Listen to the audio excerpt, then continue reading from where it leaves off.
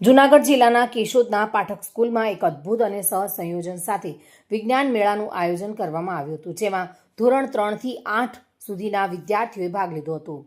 આ વિજ્ઞાન મેળામાં કુલ 150 વિવિધ પ્રોજેક્ટ્સ રજૂ કરવામાં આવ્યા હતા, જે વિદ્યાર્થીઓની સર્જનાત્મકતા અને વૈજ્ઞાનિક દ્રષ્ટિને એક નવી દિશા દર્શાવે છે.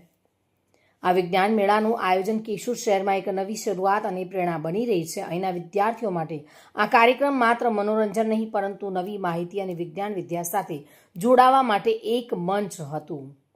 કુલ મળીને આ વિજ્ઞાન મેળાએ કેશોદમાં એક નવી ઉર્જા, તકનીકી અને વિજ્ઞાન પ્રવૃત્તિઓ માટે નવી દિશા અને શ્રેષ્ઠતા દર્શાવી છે. મારું નામ ચાવડા જ્ઞેયાબા છે. હું ધોરણ 8માં અભ્યાસ કરું છું. મારી સ્કૂલનું નામ પાઠક સ્કૂલ છે. મારા પ્રોજેક્ટનું નામ છે ડિઝાસ્ટર એલર્ટ. ભૂકંપ એક એવી કુદરતી આપત્તિ છે જેની પૂર્વ આગાહી શક્ય નથી, જેથી તે ખૂબ મોટો વિનાશ વેરે છે. ભૂકંપ સામાન્ય રીતે કોઈ મનુષ્ય અનુભવી શકતો નથી, પરંતુ અમુક યંત્ર પણ તેનો અનુભવ કરી શકે છે.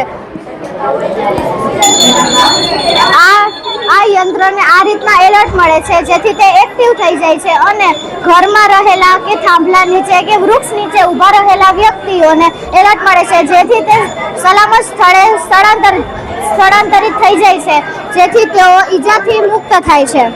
આજરોજ સાયન્સ ડે નિમિત્તે પાઠક સ્કૂલ ખાતે સાયન્સ ફેરનું આયોજન કરવામાં આવેલું હતું. પ્રાથમિક વિભાગના બધા જ બાળકોએ પાર્ટિસિપેટ થયા છે અને અમારા વાલીઓ પણ અને કેશોદના અગ્રણી વ્યક્તિઓ પણ આ સાયન્સ ફેરની મુલાકાત લઈ અને અમારા બાળકોને ખૂબ જ પ્રોત્સાહિત કર્યા છે. સાયન્સની નજીક બાળક જાય અને વિજ્ઞાનને સમજે, નજીકથી સમજે, એના માટે અને પોતામાં રહેલી સ્કિલ ઉજાગર થાય, આ માટે સાયન્સ ફેરનું અમે આ લોકોએ આયોજન કરેલું હતું. ખૂબ જ અમને આ સાયન્સ ફેરની અંદર સફળતા મળી છે. અત્યારે વાલીની અંદર 3500 થી 4000 વ્યક્તિઓ આ સાયન્સ ફેરની મુલાકાત લીધી છે. આ માટે અમારે આ સ્કૂલના કેમ્પસ ડાયરેક્ટર સ્વાતિ મેડમ અને ધાર્મિક સર સાયન્સના ટીચર, આ બેની અથાગ મહેનતથી બધા જ બાળકોના પ્રોજેક્ટો બહુ જ સારામાં સારા રહ્યા હતા અને અન્ય સમગ્ર સ્ટાફ ગણે ખૂબ જ આ કાર્યક્રમ માટે જહેમત ઉઠાવી છે. અને આ તકે હું કેશોદના અને અમારા વાલીશ્રીઓનો ખૂબ ખૂબ આભાર માનું છું કે બાળકોને એપ્રિશિએટ કરવા માટે અહીં સ્કૂલ પર ઉપસ્થિત રહી અને બાળકોને ખૂબ જ ઉત્સાહ વધાર્યો છે. આ તકે હું બધા જનો હાર્દિકપૂર્વક આભાર માનું છું. મધુ રાવલિયા સાથે bureau report, today Gujarati news.